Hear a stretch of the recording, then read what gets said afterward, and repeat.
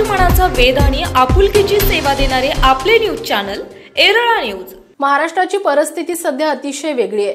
Police ठाण्यात जाऊन आमदार गोळीबार करतो हे कधीही न पाहिलेले दृश्य आपल्याला पाहायला मिळतंय। त्यामुळे आपण भारत आणि महाराष्ट्राच्या पुढच्या पिढीच्या सुरक्षतेसाठी लढायचंय, त्यासाठी कार्यकर्त्यांनी आक्रमक व्हावं असं आवाहन राष्ट्रवादी काँग्रेसचे प्रदेशाध्यक्ष जयंत पाटील यांनी केलंय। दहिवडी येथील स्वाती मंगल कार्यालयामध्ये आयोजित मान विधानसभा मतदारसंघाच्या विजय निश्चित मेळाव्यात ते बोलत होते। यावेळी आमदार बाळासाहेब पाटील, राष्ट्रवादी युवकचे प्रदेशाध्यक्ष मेहबूब शेख, ज्येष्ठ नेते सुभाषराव शिंदे, जिल्हाध्यक्ष सुनील माने, मान खटावचे नेते प्रभाकर देशमुख, युवक प्रदेशचे सरचिटणीस अभयसिंह जगताप, सौ अनुराधा देशमुख, प्राध्यापक कविता म्हेत्रे, युवकचे जिल्हाध्यक्ष मकरंद बोडके, दिलीप तुपे, किशोर सोनवणे, बाळासाहेब सावंत, उपनगराध्यक्ष राजेंद्र साळुंखे, डॉक्टर प्रियंका माने, नगरसेवक महेश जाधव, सुरेंद्र मोरे, प्रशांत विरकर, विक्रम शिंगाडे, परेश वोरा, तानाजी कट्टे, दिलीप तुपे, पृथ्वीराज गोडसे, संजना जगदाळे, अभय वाघमारे, जय राजमाणे, राजेंद्र निकम, शफिक शेख, बाळासाहेब शिंदे, शशिकांत मोरे आदी मान्यवर उपस्थित होते। जयंत पाटील पुढे म्हणाले, मागील काही वर्षात महाराष्ट्राचा फायदा कमी आणि गुजरातचा जास्त फायदा झालाय। आपलं राज्य दुसऱ्या राज्याच्या दावणीला बांधायचं काम होतंय का हे डोळसपणे पाहण्याची गरज आहे। पोलीस सरकारचे नोकर आहेत की एका पक्षाचं हे समजत नाही, त्यामुळे विचारपूर्वक निर्णय घ्या आणि प्रभाकर देशमुख यांना विजयी करण्यासाठी प्रचंड प्रयत्न करा। बाळासाहेब पाटील म्हणाले, सध्याची राजकीय परिस्थिती पाहता महाराष्ट्राचा बिहार झालाय नव्हे तर बिहारच्या पुढे आपण गेलो आहोत। सर्व प्रशासन अतिशय दबावाखाली काम करतंय, त्यामुळे आपल्या मताच्या ताकदीनं लोकसभा निवडणुकीत या सरकारला त्यांची जागा दाखवू। प्रभाकर देशमुख म्हणाले, निष्ठावान कार्यकर्ते ही राष्ट्रवादीची खरी ताकद आहे। मान खटावरील दुष्काळाचा कलंक पुसण्यासाठी जलसंपदा मंत्री असताना जयंत पाटील यांनी उरमोडी टेंभूचे अधिकचे पाणी उपलब्ध करून दिले, मात्र आमच्या आमदारांना शासन निर्णय कसा वाचावा हे 14 वर्ष झालं समजलं नाही। तारळीचं पाणी मिळणार नाही असे बनगरवाडीकरांना आमदार म्हणाले, मात्र आम्ही बनगरवाडीत पाणी आणलं आणि हे प्रथम आंघोळ करायला तिथे पोहोचले। मसवडला मंगळूर मुंबई कॉरिडॉर अंतर्गत औद्योगिक वसाहत विकसित होत असेल तर ती फक्त शरद पवार यांच्यामुळेच। मागील काही वर्षात आम्ही 2100 तरुणांना नोकरी देण्यात यशस्वी झालोय। अभयसिंह जगताप म्हणाले, तुरुंगात जाण्याच्या भीतीने आमचे सहकारी जेव्हा निष्ठा विकतात त्यावेळी ज्यांचं रक्त उसळतं त्यापैकी मी एक आहे। महाराष्ट्रातील उद्योगधंदे गुजरातला जात आहेत, महिलांवर अत्याचार होत आहेत, त्यामुळे हा स्वातंत्र्याचा दुसरा लढाई असं समजून मी मैदानात उतरलोय। माढा मतदारसंघातून कमळवर जाऊ देणार नाही हा माझा निर्धार आहे। दरम्यान जयकुमार गोरेंच्या अंगात जयकांत शिकरे आलाय, पण त्याला माहिती नाही प्रभाकर देशमुख सिंघम आहेत। टप्प्यात आणून त्याचा कार्यक्रम लवकरच केला जाईल असा इशाराही यावेळी देण्यात आलाय। तर याच मेळाव्यात एरळवाडीचे सरपंच योगेश जाधव यांना खटाव तालुका युवक अध्यक्ष म्हणून नियुक्तीपत्र देण्यात आले। तर कंसेवाडी येथील विविध प्रश्न आणि विकास कामांसंदर्भात सरपंच सौ काजल शेख, माजी उपसरपंच धनाजी लवळे आणि अन्य कार्यकर्त्यांनी प्रदेशाध्यक्ष श्री पाटील आणि अन्य प्रमुख पदाधिकाऱ्यांना निवेदन दिले आहे। थोडंसं अधिक आक्रमक होण्याची गरज आहे। अधिक आक्रमकतेने लोकांचे प्रश्न धडाडीने तुम्ही मांडताय, पण त्याच्यात जो आक्रमकता आहे ती आक्रमकता वाढवण्याची गरज आहे। प्रत्येक प्रश्नाला आपला माणूस, आपला राष्ट्रवादीचा कार्यकर्ता त्या ठिकाणी उभा राहिला पाहिजे। थोडासा अन्याय होईल, थोडासा त्रास होईल, थोडासा पोलीस स्टेशन अडचण तयार करेल। अलीकडे आश्चर्य असं आहे की सरकारचे हे पोलीस सरकारचे नोकर आहेत का एका पक्षाचे नोकर आहेत हेच कळत नाही। एवढे पोलीस देखील वाहून जायला लागलेले, त्यांना हे भान नाही की पलटी होऊ शकतं।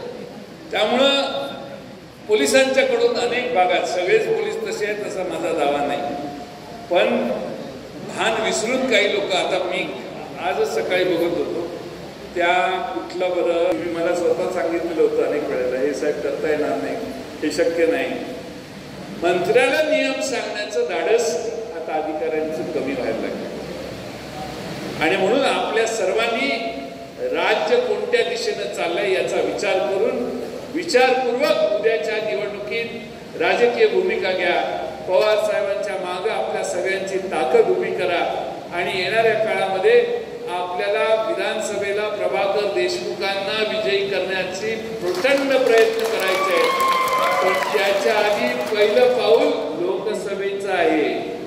लोकसभेला देखील तू जसा लोकसभेला आपला उमेदवार निवडून देण्यासाठी खटाव, मान, फलटण या सगळ्या भागातनं जास्त ताकदीनं आपण सगळे आपला उमेदवार निवडून येणं। सुभाषराव फलटणकरांचं काय झालंय आता दिसतंयच आपल्याला, लय पंचायत झाली। इतकी पंचायत कधी आयुष्यात झाली नसेल. इकडं आड तिकडं विहीर, तिकडं विहीर आहे, विहिरीत पाणी नाही, इकडं आड आहे, थोडं बहुत पाणी आहे आमच्याकडं. इकडं उडी मारली तर जमेल. अजूनही तुम्ही संधी घ्या. प्रश्न तुमचा नाहीये, मला चिंता दुसऱ्यांची आहे. तुमची चिंता मी कशाला करू. मनपूर्वक धन्यवाद मागतो आणि माझे 2 शब्द पूर्ण करतो. करून हा जी आर काढण्यात येतात, म्हणजे फेर आढावा घेऊन त्या ठिकाणी फेर आदेश काढले, परंतु आमच्या आमदारांना जी आर कसा वाचावा हे सुद्धा गेल्या 14 वर्षात कळालेलं नाही. हे दुर्दैव आहे. किमान जी आर वाचायला तरी कळायला पाहिजे. ते म्हणतात की प्रभाकर देशमुखला काय कळालं. प्रभाकर देशमुखला जे कळालं ते तुम्हाला कळालं तर खूप कल्याण मान तालुक्याचं होईल. कारण मी काय आहे समजून घ्यायला त्यांना पहिल्यांदा तलाठीची परीक्षा पास करून घ्यायला लागेल, तलाठी व्हायला लागेल, मग प्रभाकर देशमुख काय ते कळेल. त्यामुळे जयंत पाटील साहेबांनी याला मंजुरी दिली, वस्तूच या, पण ते स्वीकारायचं नाही. आणि मीच सगळं काय, मी करेल तो कायदा, मी म्हणेल त्याप्रमाणे या ठिकाणी जलनायक आहे. जेवढे शक्य असेल तेवढ्या आंघोळी करून घेतल्या. तारीचं पाणी या ठिकाणी विक्रम आहे. विक्रम त्या काळामध्ये त्यांच्याबरोबर होता. त्यावेळेला त्यांच्याकडे गेला आणि म्हणाला की आमच्या भागाला तारीचं पाणी मिळालं पाहिजे. ते म्हणाले मोठा इंजिनियर झाला, परत काय माझ्याकडे येऊ नको, तारीचं पाणी तुला काय मिळणार नाही. बरोबर आहे. पण तेच तारीचं पाणी बनगरवाडी, वरकुट, पूर्णेवाडी या 4 गावांना आम्ही उपलब्ध करून दिलं. आणि त्याचा आदेश महाविकास आघाडी सरकारच्या काळामध्ये मी पाठपुरावा करून त्या ठिकाणी आणला. पण त्याचं पाणी सोडल्यानंतर आंघोळ करायला मात्र आपले महाशय त्या ठिकाणी गेले. आंघोळ करायचा त्याला छंद आहे. खरंच त्याला जर जलनायक म्हणायचं असतं तर ते ज्यावेळेला आमदार झाले 2009 मध्ये, त्यावेळेला 12.5 TMC पाणी साहेब आपण इरिगेशनचं मान आणि खटावसाठी उपलब्ध करून दिलेलं होतं. गेल्या 14 वर्षामध्ये 12.5 TMC पैकी फक्त 4 TMC पाणी आम्ही वापरलंय. आपल्या खानापूर तालुक्याने, आटपाडीने, सांगोल्यानं त्यांना दिलेलं 100% पाणी वापरलं. आपण मात्र 12.5 TMC पैकी फक्त 4 TMC पाणी वापरलंय. असला निष्क्रिय माणूस आपल्या माथ्यावरती आहे म्हणून आपल्याकडे दुष्काळ शिल्लक काही वस्तू द्या. हा जर दुष्काळ हटवायचा असेल तर त्या ठिकाणी चांगली, ज्याला काहीतरी कळतंय अशी माणसं त्या ठिकाणी असायला पाहिजेत. आमचे सहकारी मित्र अभय जगताप या ठिकाणी आम्ही सर्वांनी त्यांची माढा लोकसभेसाठी उमेदवारी मागितली. साहेब अभय आमचा अनेक वर्षापासूनचा सहकार्य मित्र आहे. शौर्यसारखी अतिशय चांगली IT ची कंपनी ते चालवतात. एमटेक आहेत. सामाजिक प्रश्नामध्ये त्यांची जाणीव आहे आणि राजकीय वारसा आहे. आम्हाला खात्री आहे की अभय जगताप माढा लोकसभेसाठी निश्चितपणानं मान खटाव तालुक्याला आणि इथल्या सगळ्या भागांना न्याय देतील. आणि म्हणून आमची विनंती आहे की त्याच्यामध्ये आपण विचार करावा. त्या निमित्तानं आपण आदरणीय चव्हाण साहेबांना नेहमी मतदान आणि सहकार्य केलं.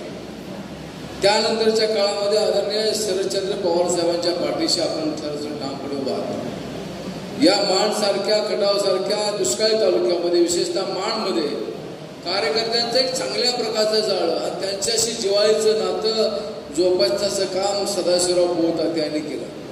आणि त्या माध्यमातून खऱ्या अर्थाने कार्यकर्त्यांचं चांगल्या प्रकारचं संघटन हे या ठिकाणी उभं राहिलं आहे.